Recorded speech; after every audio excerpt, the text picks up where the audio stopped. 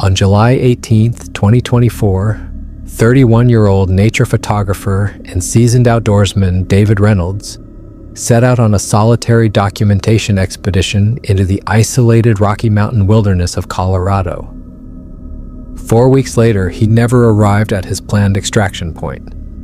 On August 16th, a search and rescue operation located his deserted base camp deep within the San Juan National Forest. Among the dispersed gear, they recovered his damaged equipment bag, shredded garments, a professional camera system, and his comprehensive field notebook. Most troubling, David's remains were never located. What rescue teams discovered in his photographs and written records would fundamentally challenge their understanding of the Colorado backcountry wilderness.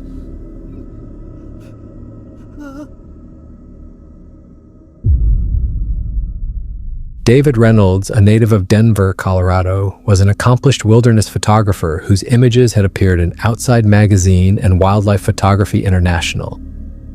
With over a decade of backcountry experience and advanced wilderness survival certification, David was recognized for his thorough planning and conservative approach to solo expeditions. He had successfully documented some of the most remote terrain across the American West, from the Montana wilderness to the Arizona desert. Colleagues characterized him as systematic, rational, and someone who never took foolish chances. His photographic work concentrated on recording unusual animal behaviors and pristine ecosystems, frequently spending months alone in isolated locations to document the perfect moment. His target for this specific expedition was a portion of the San Juan National Forest, known regionally as the Whispering Canyon, an untouched wilderness zone encompassing roughly 12,000 acres in the core of the Rocky Mountain Range. This territory, distinguished by thick coniferous forests, sharp canyons, and extensive cave systems, remains largely unexplored due to its challenging landscape and volatile weather conditions. The region has historically been linked with mysterious occurrences and creature sightings, including multiple reported Sasquatch encounters, stretching back to the 1980s. Regional Native American communities regard sections of the canyon as holy ground and have customarily avoided certain zones, calling them domains where the mountain guardians roam. On August 16, 2024, forest officials received notification that David had failed to reach his scheduled rendezvous point near Crystal Lake. Authorities instantly initiated a thorough search mission, concentrating on the path David had detailed in his wilderness permit.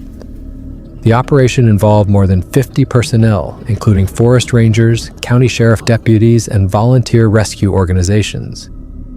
Aircraft equipped with infrared detection systems surveyed the forest canopy while ground crews followed every established trail and stream in the region. After 8 days of concentrated searching, the mission was briefly halted due to an approaching dangerous weather front. The combination of torrential rain, thick fog, and hazardous terrain made continued searching extremely perilous for rescue workers. Despite David's documented survival expertise and comprehensive emergency equipment, officials became increasingly worried about his welfare. The Whispering Canyon's notoriety for confusing even veteran hikers, combined with the area's merciless environment, created ideal conditions for disaster. The discovery occurred on August 24th, when a tracking dog guided investigators to a hurriedly evacuated campsite roughly 10 miles from David's last confirmed location. The scene was alarming. His shelter had been partially destroyed and relocated several yards from its initial position. Camping supplies were distributed across a broad area, and deep scratches in surrounding trees indicated something with extraordinary power had been present. Most significant was what they found within his damaged equipment bag: a high-end camera containing over 250 photographs, and a canvas-bound field notebook documenting his complete expedition. David had intended to spend 4 weeks recording the ecosystem diversity of the Whispering Canyon, with special emphasis on the region's rumored population of unknown primate species. His route would lead him through some of the most secluded sections of the forest, following prehistoric animal paths and stream valleys that seldom encountered human presence. According to his notebook, David had been attracted to the area by accounts from local guides and backpackers who claimed to have met something that defied explanation in the remote parts of the canyon. The initial entries in David's notebook revealed his characteristic methodical style and authentic enthusiasm about the expedition. July 18th, ideal conditions for launching this journey. The access point was entirely vacant. Haven't encountered another person since departing the trailhead 4 hours ago. The forest here is remarkably ancient, with some of these ponderosa pines clearly 400 plus years old. Already documented some amazing shots of a beaver family that appeared completely comfortable with human presence. This location feels untouched by modern society. July 20th, 3 days in, and I'm already further into the wilderness than most individuals will ever experience. Located what seems to be an old tribal pathway marked by arranged rocks, definitely not on any contemporary maps. The quietness here is absolute, interrupted only by the breeze through the branches and distant wildlife calls. Animal life is plentiful. Observed fresh moose tracks, countless deer prints, and what could be bear droppings, though remarkably large. Camera power lasting well in the cool temperatures. July 22nd. Set up primary camp beside a pristine mountain stream that's not indicated on my survey maps. This canyon seems to exist in its own biosphere. The trees are colossal, the underbrush is incredibly thick, and there's a characteristic to the sunlight penetrating the canopy that's almost supernatural. Documented what I suspect are images of an unclassified species of lizard dwelling beneath the stream rocks. This expedition is already surpassing my scientific expectations. July 24th. Something noteworthy occurred today. While photographing a golden eagle's nest approximately 60 feet up an ancient pine, I noticed the forest had become completely quiet. No bird calls, no insect sounds, nothing. It continued about 15 minutes before slowly returning to normal. In my experience, this typically signals the presence of a large predator. Discovered enormous tracks near my camp this morning, certainly not bear, moose, or any recognized species I can identify. The impressions are roughly 20 inches long and display what seem to be 5 separate toes. We'll make casts tomorrow if I can locate more. These calm, scientific observations took a dramatic shift on July 26th, when David's notebook tone changed from curious excitement to increasing concern. July 26th. Last night was disturbing. Around 3 a.m., I was awakened by what sounded like branch striking. Not the random snap of shifting trees, but a rhythmic, intentional sequence. Strike, strike, strike, pause, strike, strike, pause, strike, strike, strike. It appeared to be originating from various directions, as if separate sources were communicating. When I exited my tent with a headlamp, everything became silent instantly. Found several more of those enormous footprints this morning, much nearer to camp than previously. They appear recent, possibly created during the night. July 28th. I'm starting to feel like I'm being observed. It's a constant sensation that's difficult to ignore, even during bright daylight. Yesterday, while photographing what I assumed was a moose in a distant clearing, I realized the figure was far too tall and moving in an unusual upright walk. By the time I adjusted my zoom lens for a clearer view, it had disappeared into the forest. The photograph shows only a dark shape, but the dimensions don't correspond to any known animal in this area. My logical mind wants to explain this as pattern recognition, seeing shapes that aren't there, but my intuition is suggesting otherwise. July 30th. Documented something remarkable today, though I'm still analyzing what I witnessed. While following an animal trail deeper into the canyon, I heard what sounded like vocalizations. Not entirely human, not entirely animal. The sounds were sophisticated, almost dialogue-like, coming from a thick grove about 150 yards ahead. I managed to record a huge figure partially concealed behind ancient trees. The image is somewhat unclear due to the distance and vegetation, but it clearly shows a bipedal creature covered in reddish-brown hair, standing at least 8 to 9 feet tall. When it spotted me, it didn't run like a normal animal would. Instead, it observed me for several extended moments before purposefully turning and walking away with a controlled, almost human-like movement. The notebook entries became increasingly urgent as David documented more encounters August 1st. They're certainly tracking me now. I use the plural because I've identified at least 4 distinct individuals based on footprint dimensions and walking patterns. The largest appears to be enormous, easily 450 plus pounds based on the depth of its prints in wet soil. I've recorded hours of audio that capture their vocalizations, a sophisticated blend of growls, clicks, and what can only be described as rudimentary language. The sounds carry an intelligence that's both captivating and frightening. I'm conflicted between my scientific fascination and a growing sense that I may be in peril. August 3rd, direct contact today. While refilling my water containers at the stream, I looked up to find one of them standing on the far bank, maybe 40 feet away. We observed each other for what seemed like forever. It was clearly assessing me, trying to determine if I represented a threat. The intelligence in its gaze was undeniable. This wasn't simply an animal, but something far more sophisticated. I slowly reached for my camera, but it shook its head in what appeared to be a clear no motion. When I lowered the camera, it nodded once and vanished into the forest. I'm beginning to understand that these creatures are far more aware and intelligent than any wildlife I've ever encountered. August 5th. The situation has intensified. Last night, they approached my camp directly. I counted at least 5 distinct voices surrounding my shelter, engaged in what sounded like animated discussion. The vocalizations lasted nearly 2 hours, occasionally interrupted by the sound of heavy footsteps circling my campsite.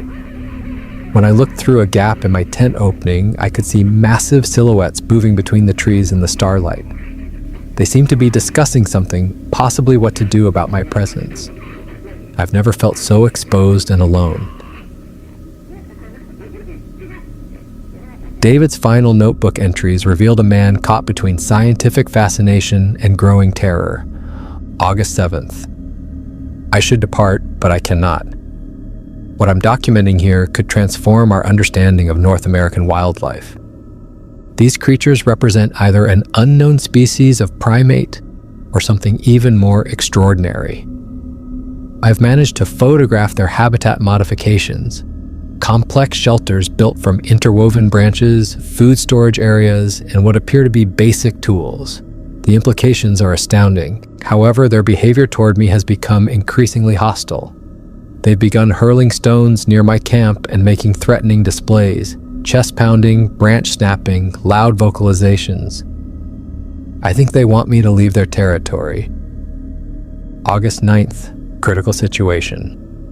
They've stolen some of my equipment during the night, my reserve food supplies, and one of my water treatment devices. It feels like psychological manipulation designed to force me out without direct confrontation. I'm now conserving my remaining supplies and will need to begin hiking toward the pickup location within the next day or 2. But I've made an incredible discovery: rock paintings deep in a cave system about 3 miles from my camp. The artwork depicts clearly humanoid figures alongside animals that match current Colorado wildlife. Some of the paintings appear ancient, while others look relatively recent. This suggests these creatures have occupied this canyon for potentially hundreds or thousands of years. This final entry in the notebook was visibly written in a different manner than before. The writing was erratic, in a hurry, or with a shaking hand, either due to fear or physical exhaustion. Whatever David was going through, it was clearly affecting him. August 10th, final entry. I've decided to attempt one last photograph, then begin my hike out tomorrow morning. The largest male, the one I've been calling Chief, has been following me all day. He's massive, easily 9 feet tall, and built like a football player. There's something almost human about his face, but with pronounced brow ridges and a skull crest that suggests incredible jaw strength. I've noticed he wears what appears to be a necklace made from animal teeth and gems, clear evidence of symbolic thinking and cultural behavior. If I can photograph him clearly, it would provide definitive proof of these creatures' existence. The risk is enormous, but the scientific value is immeasurable. When investigators examined David's camera, they found over 250 photographs documenting his 4-week expedition. The early images showed typical wilderness photography: landscapes, wildlife, and botanical subjects. However, the later photographs revealed increasingly compelling evidence of large, unknown creatures inhabiting the Whispering Canyon. Wildlife biologists and cryptozoologists who have studied David's evidence propose several theories about his fate. Theory 1: Territorial displacement. The creatures may have forcibly removed David from their territory without necessarily causing physical harm. Some researchers suggest he could have been carried to a distant location and left to find his own way out, becoming lost in the process. Theory 2: Protective custody. A more controversial theory suggests the creatures may have taken David to prevent him from revealing their location to the outside world. This would require a level of understanding about human society and media that would revolutionize our understanding of their intelligence. Theory 3: Accidental death.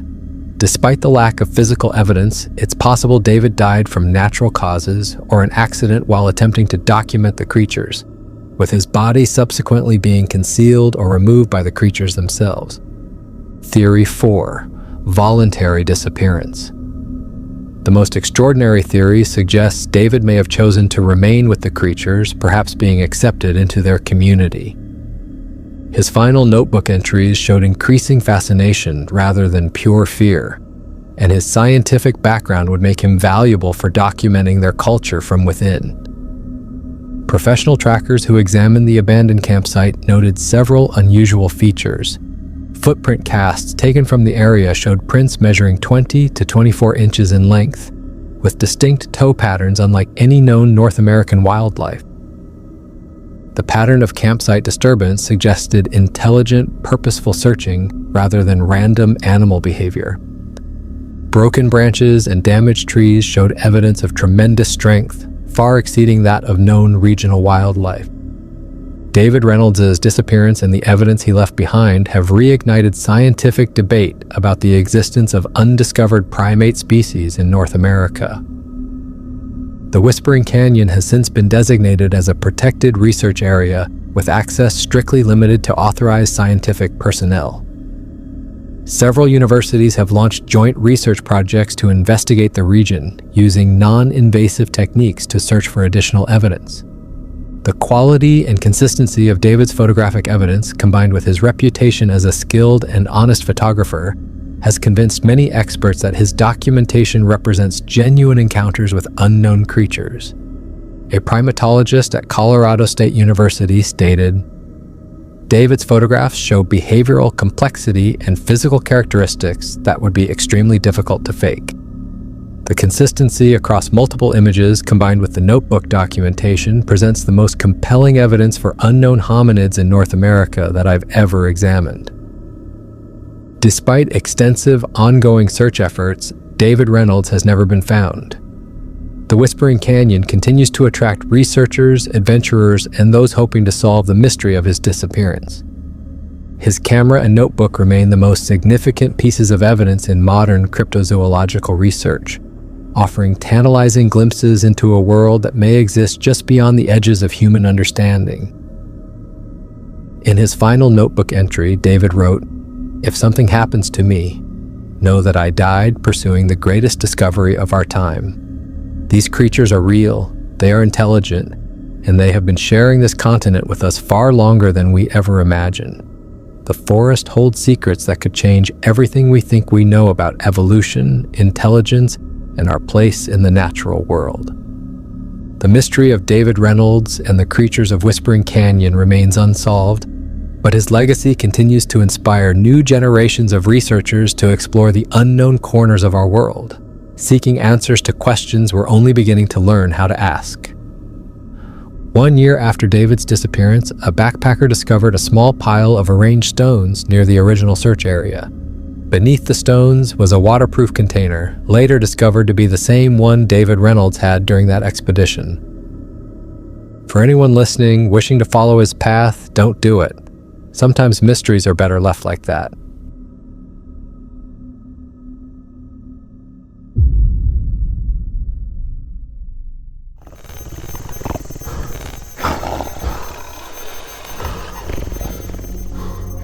"10 years. That's how long I've kept this secret locked away, buried so deep I sometimes wondered if I'd imagined it all. But nightmares don't lie, and the scar on my left shoulder where claws raked across my skin serves as a permanent reminder that what happened to me in the Appalachian Mountains was terrifyingly real. My name is Kelly Denver, and I'm finally ready to tell my story. It was October 15th, 2014, and I'd been planning this solo hiking trip for months. The fall colors in the Appalachians were at their peak, and I'd chosen a moderately difficult trail in the remote sections of the Blue Ridge Mountains, about 40 miles southwest of Asheville, North Carolina. The weather forecast predicted clear skies and temperatures in the low 60s, perfect hiking conditions. I wasn't completely alone, though. My faithful companion, Scout, a 3-year-old German Shepherd mix I'd rescued from a shelter in Charlotte, bounded beside me with the enthusiasm only a dog can muster for a mountain adventure. Scout had been with me on dozens of hikes, and his protective instincts had gotten us out of trouble with aggressive wildlife before. He was my hiking partner, my security system, and my best friend, all rolled into one loyal package. We started early, around 6:30 a.m., from a trailhead that saw maybe a dozen hikers on busy weekends. This wasn't one of those Instagram-famous trails with wooden signs and maintained facilities. This was a raw wilderness, the kind of place where cell service disappeared after the first mile and you could hike for hours without seeing another soul. The trail wound through dense hardwood forests, with massive oak and maple trees forming a canopy so thick that even at midday, the forest floor remained dim and cool. Ancient rhododendron bushes created natural tunnels along the path, their twisted branches forming archways that made me feel like I was walking through a forgotten cathedral. For the first 6 hours, everything was perfect. Scout and I maintained a steady pace, stopping occasionally so I could photograph particularly stunning views or interesting rock formations. The autumn air was crisp and clean, carrying the earthy scent of decomposing leaves and the distant sound of a creek tumbling over stones. Around 1 p.m., we reached what I thought was the halfway point of our planned loop. I pulled out my map and GPS unit, checking our position while Scout sniffed around a fallen log. According to my calculations, we should reach the scenic overlook I'd been targeting within another hour, then begin the descent back toward the trailhead. But as I studied the map more carefully, I realized I'd made a navigation error. We'd taken a fork in the trail about 2 miles back that had led us deeper into the wilderness than I'd intended. Instead of being halfway through a manageable day hike, we were now committed to a much longer route through terrain I wasn't familiar with. Scout seemed unbothered by this development, tail wagging as he investigated every interesting scent. I decided to push forward rather than backtrack. After all, I was an experienced hiker with proper gear, plenty of water, and emergency supplies. What could go wrong? The answer came 3 hours later, when the perfect day turned into my worst nightmare. We'd been climbing steadily for most of the afternoon, following a ridge line that offered occasional glimpses of the valleys below. The trail had become less defined, more like a game path marked by occasional blazes on trees. I was beginning to think we should turn back when Scout suddenly stopped, his ears perked forward and his body rigid with attention. I'd learned to trust Scout's instincts completely. When he went on alert like this, it meant something was wrong. I froze, scanning the forest around us for any sign of danger. The afternoon had grown unusually quiet. No bird songs, no rustling of small animals in the underbrush. Even the wind seemed to have stilled. That's when I saw it. About 50 yards ahead, barely visible in the dappled shadows, a massive, tawny form moved with liquid grace between the trees. Mountain lion. My blood turned to ice water. In all my years of hiking, I'd never encountered one of these apex predators, though I knew they inhabited these mountains.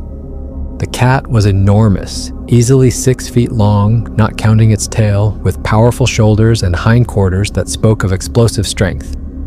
It moved with the casual confidence of a creature that had never met anything it couldn't kill. Scout had seen it too. The hair along his spine stood up and a low growl rumbled from his throat. I grabbed his collar, trying to keep him calm while my mind raced through everything I'd ever read about mountain lion encounters. Don't run, make yourself appear large, back away slowly, never turn your back on the animal. But this cat wasn't behaving like the textbook said it should. Instead of avoiding human contact, it was moving deliberately toward us, its yellow eyes fixed on me with an intensity that made my skin crawl. This wasn't a chance encounter. This was a predator that had made a decision. I started backing away, one slow step at a time, trying to keep Scout behind me. The mountain lion matched my movement, maintaining the distance between us while angling to cut off our retreat. It was hunting us, and it was doing so with the intelligence that terrified me. "Easy, boy," I whispered to Scout, who was trembling with the effort of controlling his protective instincts. Easy. But Scout knew what I was trying to deny. We were in serious trouble. The attack came without warning. One moment the cat was 50 yards away, the next it was airborne, covering the distance between us in 3 massive bounds. I had time for one strangled scream before 150 pounds of muscle and claws slammed into my chest, driving me backward into a tree. That's when Scout made his choice. Even as I was falling, even as claws raked across my shoulder and the cat's breath filled my nostrils, Scout launched himself at the mountain lion. 60 pounds of protective fury crashed into the cat's side, knocking it off me and sending both animals tumbling into the underbrush. What followed was the most horrible sound I've ever heard, a combination of snarling, yelping, and the wet sounds of claws and teeth finding their mark. I scrambled to my feet, my left shoulder on fire where the cat had caught me, and looked around desperately for something to use as a weapon. The fight lasted maybe 30 seconds, but it felt like hours. Scout was brave and strong, but he was no match for a mountain lion. I knew it, and somehow I think he knew it too. But he'd made his choice, and he was going to give me every second he could. "Scout!" I screamed, looking around frantically for a large stick or rock, anything that might help even the odds. Then, as suddenly as it had begun, the fight was over. The mountain lion emerged from the bushes, blood on its muzzle, dragging Scout's motionless body. My beautiful, brave dog was dead, his neck broken by a bite that had crushed his spine. The cat looked at me once more, as if considering whether I was worth the effort. Then it dragged Scout's body into the deeper forest and vanished, leaving me alone with my grief and terror. I don't remember much about the next few hours. I know I cried until I had no tears left. I know I called Scout's name until my voice was hoarse, even though I'd seen his lifeless body carried away. I know I tried to follow the trail back the way we'd come, but shock and grief had muddled my thinking. The bleeding from my shoulder had mostly stopped, but the wound was deep and would need proper medical attention. More immediately, I was lost. In my emotional state, I'd left the trail without realizing it, and now I found myself in trackless forest with no clear sense of direction. The sun was getting lower, and the temperature was beginning to drop. I had a small emergency kit in my pack, including a space blanket and some energy bars, but I hadn't prepared for an overnight stay in the wilderness. My plan had been to be back at my car by 6 p.m., then drive home to Charlotte for a hot shower and a warm meal.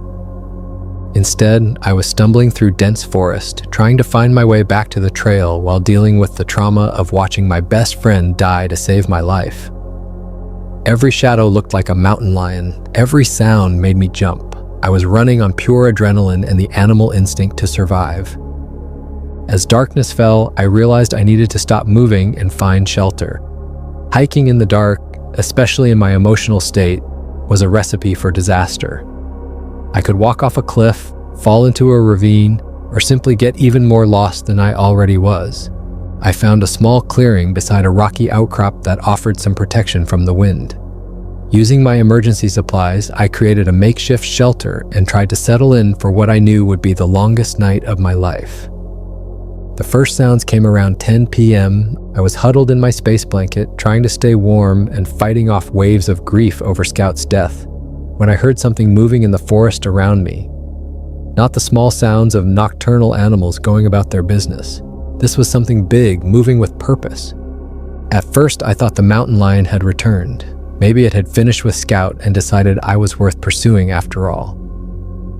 I grabbed the largest stick I could find and tried to make myself small against the rock face behind me. But as the sounds grew closer, I realized this wasn't a cat. The movement was too heavy, too deliberate, and there was more than one of them. I could hear multiple large forms moving through the forest, seeming to circle my position. Then I heard something that made my blood freeze. a low, guttural vocalization that sounded almost like speech. It wasn't human, but it wasn't entirely animal either. It was something in between, something that spoke of intelligence and purpose. The sounds grew closer, and I began to make out massive shapes moving between the trees. They were huge, much larger than any person, moving upright on two legs but with a hunched, ape-like posture. In the darkness, I could barely make out their silhouettes, but what I could see defied explanation. I was about to meet creatures that, until that moment, I'd assumed were nothing more than folklore and hoax videos. They surrounded me with a coordination that suggested they'd done this before. One moment I was alone in my makeshift shelter. The next, I was surrounded by 4 massive forms that blocked out the stars. Up close, they were even more terrifying than I'd imagined. They stood between 7 and 8 feet tall, covered in coarse, dark hair that seemed to absorb what little moonlight filtered through the canopy. Their faces were a nightmare blend of human and ape, with pronounced brow ridges, deep-set eyes, and powerful jaws. But it was their eyes that truly frightened me. They held an intelligence that was unmistakably aware, unmistakably conscious. I screamed and tried to run, but there was nowhere to go. When I bolted to my left, one of them simply stepped into my path, its massive form blocking my escape. When I spun right, another was there, watching me with those disturbingly intelligent eyes. The largest of the group, the one I would later think of as the leader, made a sound that might have been communication to the others. Before I could react, massive hands grabbed me, lifting me off the ground as easily as I might lift a small child. I fought with everything I had, kicking and screaming and clawing at the arms that held me. But it was useless. These creatures possessed a strength that was beyond human comprehension. The one carrying me might as well have been carrying a struggling kitten for all the effect my resistance had. As they began to move through the forest, carrying me between them, I heard something that made me stop fighting and start paying attention. The sound of wolves howling in the distance. Not just 1 or 2, but a whole pack, and they were getting closer. Then I heard something else, a low, coughing roar that I recognized from nature documentaries. Black bear, and it sounded like it was very close. Suddenly, I began to understand what was happening. These creatures weren't kidnapping me, they were rescuing me. The forest that had seemed merely dark and scary to me was apparently full of predators that had been converging on my position. The mountain lion that had killed Scout might have been just the beginning of my troubles. As if to confirm my realization, one of the creatures made a sound that was almost like speech, a series of low grunts and growls that somehow conveyed reassurance. The message was clear. They weren't going to hurt me. They were taking me somewhere safe. The journey through the forest seemed to last forever. My captors, or rescuers, I was no longer sure which, moved with surprising stealth for creatures of their size. They seemed to know exactly where they were going, following paths that were invisible to me through terrain that would have been impossible for a human to navigate in the dark. We climbed steadily upward, sometimes moving along what felt like established trails, other times scrambling over rocky terrain that required all 4 creatures to work together to navigate safely while carrying me. I could hear water in the distance. Not the small creek I'd heard earlier, but something much larger, possibly a river or waterfall. After what felt like hours, but was probably closer to 45 minutes, we emerged from the dense forest into a more open area. By the moonlight, I could see we were on a rocky slope near the top of a ridge. Above us, a cliff face rose into the darkness, and it was toward this cliff that my captors were heading. At first, I couldn't see where they were taking me. The rock face appeared solid, unbroken by any opening large enough for creatures of their size to enter. But as we got closer, I realized that what looked like a shadow on the rock was actually the entrance to a cave. Not a small cave, but a massive opening that disappeared into the mountain. The entrance was hidden by an overhang and partially concealed by vegetation, making it nearly invisible from a distance. These creatures had chosen their refuge well. A person could hike past this spot 100 times and never realize there was a cave system here. As we entered the cave, the temperature dropped noticeably and the air took on the distinctive mineral smell of underground spaces. But this wasn't just any cave, it was enormous. The entrance chamber stretched away into darkness, with passages branching off in multiple directions. The ceiling was high enough that I couldn't see it in the darkness, and the space felt vast and ancient. The creatures moved through the cave system with the confidence of long familiarity. They knew exactly where they were going, navigating by touch and sound through passages that branched and split in ways that would have left me hopelessly lost within minutes. As we moved deeper into the cave, I began to notice something strange on the walls. When one of my captors produced what appeared to be a primitive torch, a burning stick wrapped with some kind of material, I could see that the cave walls were covered with markings. Not natural formations, but deliberate symbols carved or painted onto the stone. The symbols were unlike anything I'd ever seen. They weren't alphabetic like English or pictographic like ancient Egyptian hieroglyphs. They were geometric patterns, spirals and lines and shapes that seemed to follow some internal logic I couldn't understand. Some appeared to be very old, weathered by time and moisture. Others looked more recent, their lines sharp and clear.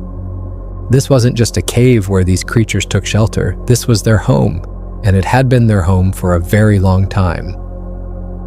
Eventually, we reached what appeared to be a central chamber, much larger than the passages we'd been traveling through. The creature carrying me set me down gently, and I found myself in a space that defied my expectations of what a cave should be. The chamber was huge, easily the size of a large church, with a high ceiling that disappeared into darkness above.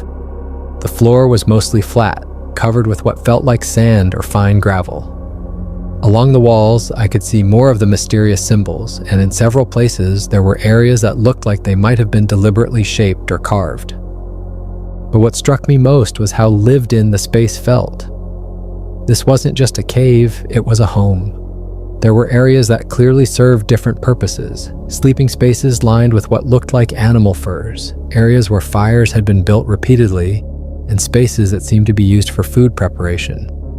One of the creatures, not the leader, but one of the others, approached me carrying something. In the flickering torchlight, I could see it was food, a collection of berries, some kind of nuts, and what looked like strips of meat. The meat was raw, and I had no idea what animal it had come from. The creature set the food down in front of me and backed away, watching me with those intelligent eyes. The message was clear.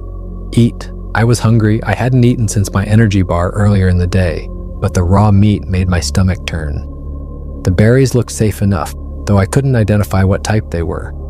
I was afraid to refuse. These creatures had saved me from whatever dangers lurked in the forest outside, but I had no idea what their intentions were. Were they being kind to me, or were they simply preparing me for some purpose I couldn't imagine?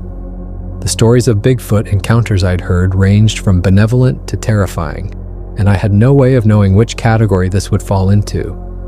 So I ate. The berries were tart and slightly sweet, not unpleasant. The nuts were harder to chew, but had a rich, earthy flavor. The meat, I tried not to think about what it might be. It was tough and had a strong, gamey taste, but I forced myself to swallow it. I needed the protein, and I needed to show these creatures that I appreciated their offering. As I ate, they watched me with what seemed like approval. The leader made more of those low, grunting sounds that might have been communication, and the others responded in kind. I had the distinct impression they were talking about me, making decisions about what to do with me. When I finished eating, they seemed satisfied. The leader gestured toward a corner of the chamber where animal furs had been arranged into what looked like a sleeping area. The message was clear. Rest. I was exhausted, both physically and emotionally, and the adrenaline that had been keeping me going was finally wearing off. I curled up in the furs, which were surprisingly warm and soft, and tried to process everything that had happened.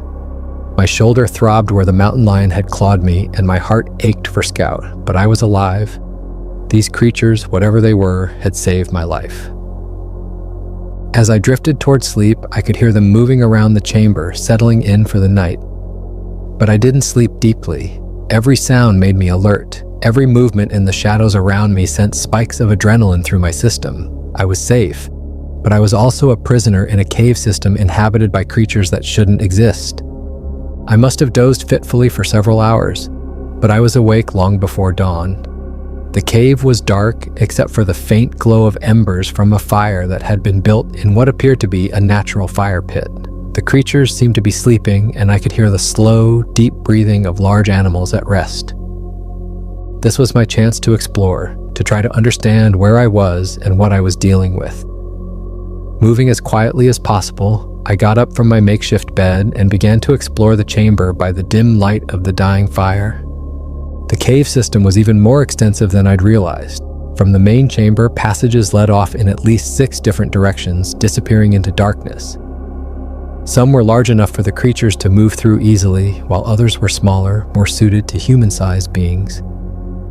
The walls were covered with symbols everywhere I looked. Some were carved deep into the stone, others were painted with what looked like natural pigments. The older ones were weathered and hard to make out, but the newer ones were crisp and clear. Someone, or something, had been creating these markings for a very long time. But it was what I found in one of the side passages that truly amazed me. Following a narrow corridor that led away from the main chamber, I discovered what could only be described as a gallery. The walls were covered with images, not just abstract symbols, but actual pictures. There were drawings of animals I recognized: deer, bears, mountain lions, wolves. But there were also images of the creatures themselves depicted in various activities. Some showed them hunting, others showed them in what appeared to be social groups. There were images of what looked like families, adults, and smaller figures that might have been children. Most remarkably, there were images of humans, not many, but enough to make it clear that contact between these creatures and people had happened before. Some of the human figures appeared to be running away, others seemed to be interacting peacefully with the creatures. One image showed what looked like a human, and one of the creatures working together to move a large rock. The implications were staggering. This wasn't just a cave where some unknown species took shelter. This was a record of their existence, their culture, their history. These creatures had been living in these mountains for a very long time, long enough to develop a complex society and to have interactions with humans that went back generations. As I studied the images, I began to understand something else. These weren't just primitive animals, they were intelligent, possibly as intelligent as humans, but with a completely different way of life. They had chosen to remain hidden, to avoid contact with the modern world, but they had their own rich culture and history. My exploration eventually led me to another chamber, smaller than the main one, but still quite large. What I found there made me freeze in terror and fascination. 4 massive forms were sleeping together in the corner of the chamber, curled up in what appeared to be a family group. 2 were enormous, easily 8 feet tall, even lying down, while the other 2 were smaller but still much larger than any human. A family of Bigfoot, parents and their grown children, or perhaps siblings who had chosen to stay together. In sleep, they looked less threatening than they had in the darkness outside. Their features were more relaxed, more human-like. I could see the family resemblance in their faces, the way they had arranged themselves to share warmth and comfort. It was remarkably human behavior, and it made me see these creatures in a completely different light. They weren't monsters. They were people, different from humans, but people nonetheless. They had families, they had emotions, they had a society. The one who had carried me through the forest hadn't been kidnapping me. He had been rescuing me, bringing me to safety just as any human might do for someone in trouble. But as I watched them sleep, I also felt a growing sense of urgency. Dawn was coming. I could see the faintest hint of light beginning to filter into the cave from the entrance, and I knew this was my chance to leave. I didn't know what these creatures' intentions were for me in the long term, and I wasn't prepared to find out. I needed to get back to civilization, to medical attention for my shoulder, to a world that made sense. I needed to grieve for Scout properly, to process what had happened to me, and to decide what, if anything, to do with the knowledge I'd gained. Moving as quietly as possible, I made my way back to the main chamber. The creatures who had brought me here were still sleeping, and I could see the passage that led to the entrance. If I was careful, if I was quiet, I might be able to slip away before they woke up. Getting out of the cave system was harder than I'd expected. The passages that had seemed straightforward when I was being carried now seemed like a maze. I took several wrong turns, ending up in chambers I hadn't seen before, having to backtrack and try different routes. But eventually, I found my way back to the entrance. The morning light filtering into the cave was the most beautiful thing I'd ever seen. Freedom was just a few hundred yards away. As I made my way toward the entrance, I heard sounds behind me. The creatures were waking up. I heard voices, those low, grunting sounds that I now recognized as their form of communication. They were probably discovering that I was gone, trying to decide what to do about it. I reached the entrance just as the sun was rising over the ridge. The forest looked completely different in daylight, less threatening, more familiar. I could see the slope we'd climbed the night before, and beyond that, the forest I'd been lost in. But I was no longer lost. From the elevated position of the cave entrance, I could see landmarks I recognized. In the distance, I could make out what looked like a trail, not the one I'd been on when Scout was killed, but a different one that seemed to run along the ridgeline. I didn't look back as I began my descent. I was afraid that if I did, I might see the creatures following me, and I wasn't ready for another encounter. I needed time to process what had happened, to figure out how to return to normal life with the knowledge I now carried. The descent was treacherous, the slope was steep and rocky, and my shoulder was stiff and painful from the mountain lion attack. But adrenaline and the promise of safety kept me going. I slipped and stumbled several times, but I kept moving, driven by the need to put distance between myself and the cave. It took me 6 hours to reach the trail I'd seen from the cave entrance. By then I was exhausted, dehydrated, and in considerable pain. But I was also elated. I'd made it back to marked trails, back to a world I understood. The trail was well maintained and clearly marked, nothing like the primitive path I'd been following when Scout was killed. I followed it downhill, knowing that eventually it would lead me to a trailhead, a parking area, some form of human civilization. 2 hours later, I encountered the most welcome sight of my life, a group of 3 hikers coming up the trail toward me. They were middle-aged, well-equipped, and clearly experienced.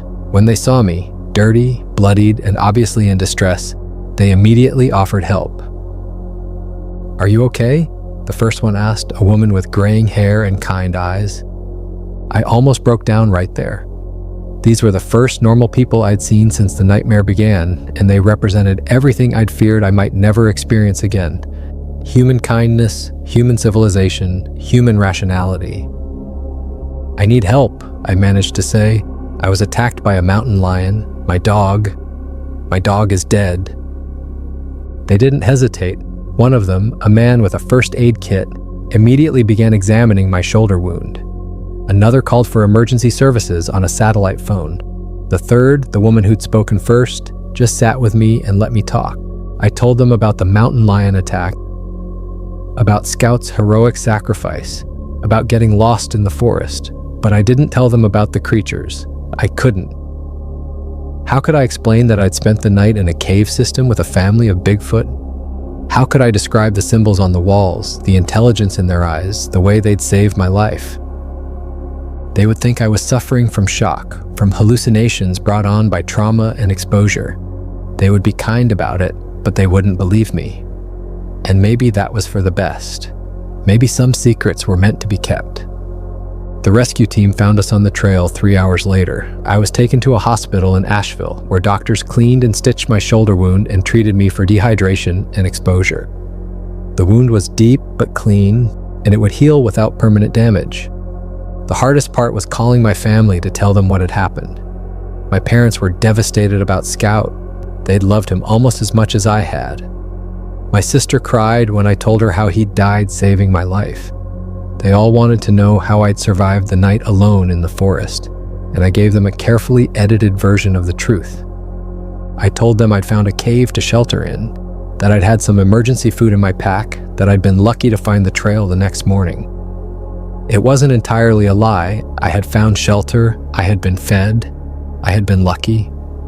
I just left out the part about who had provided the shelter and the food. The authorities were sympathetic but thorough. They wanted to know exactly where the mountain lion attack had occurred, whether I thought the animal might still be in the area, whether they needed to close any trails or post warnings. I gave them the best approximation I could of where Scout had died, but I was vague about the exact location of the cave where I'd spent the night. A search team went out to look for Scout's body, but they never found it. The mountain lion had apparently dragged it far enough away that it was lost in the vastness of the forest. I held a small memorial service for him in my backyard with just my family and a few close friends. I told them stories about all the adventures we'd had together, about what a brave and loyal companion he'd been. But I didn't tell them about his final act of heroism. That was too painful, too personal, and it was connected to secrets I wasn't ready to share. For 10 years, I've carried the knowledge of what happened to me in that cave. I've returned to hiking, though never alone and never in that particular area of the mountains. I've read everything I could find about Bigfoot sightings, about cryptozoology, about the legends and stories that have persisted for generations. Some of the accounts I've read are clearly hoaxes or misidentifications. Others are harder to dismiss. There are patterns in the reports, consistent details that suggest at least some of the witnesses might have encountered something real. The descriptions of intelligence, of deliberate avoidance of humans, of protective behavior toward those they perceive as harmless, these match my own experience. I've thought about coming forward before, about sharing my story with researchers or investigators. But I've also thought about the creatures who saved my life, about the family I saw sleeping peacefully in their hidden cave. They've survived by remaining hidden, by avoiding contact with the modern world. Do I have the right to expose them?